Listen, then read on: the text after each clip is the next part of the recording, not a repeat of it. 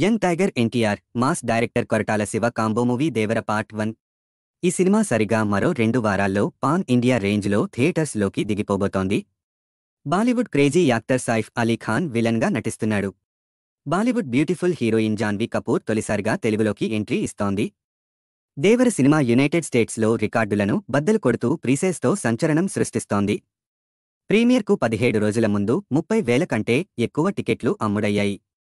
దీన్ని బట్టి ఈ సినిమా ఉత్తర అమెరికాలో భారతీయ సినిమాకు కొత్త బెంచ్మార్క్ను సెట్ చేసిందని చెప్పాలి. దేవర సినిమాకు ఏర్పడిన భారీ హైప్ అండ్ క్రేజ్ ఎన్టీఆర్ అపారమైన క్రేజ్కు గొప్ప నిదర్శనం.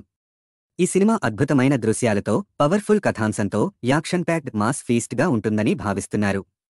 స్టార్ స్టడెడ్ కాస్ట్, విజువల్ గ్రాండియర్తో అద్భుత నిర్మాణ విలువలు అభిమానుల్లో విపరీతమైన ఆసక్తిని కలిగిస్తున్నాయి. దేవర ప్రీసేల్స్ యునైటెడ్ స్టేట్స్లో $1 మిలియన్ అధిగమించాయి.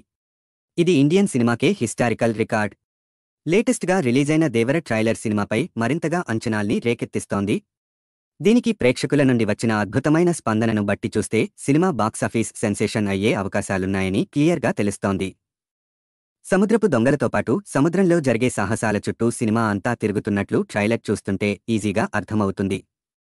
ఎన్టీఆర్, సైఫ్ అలీఖాన్ మధ్య వేరే లెవెల్లో ఫైట్ సీక్వెన్స్ ఉండనున్నట్లు అర్థం అవుతుంది. మొత్తానికి ట్రైలర్ సినిమాపై అంచనాలు పెంచేసింది. రికార్డు ప్రీసేల్స్తో, అపారమైన హైప్తో దేవర పార్ట్ 1 ఖచ్చితంగా ఈ ఏడాది మోస్ట్ అవైటెడ్ భారతీయ సినిమాల్లో ఒకటి.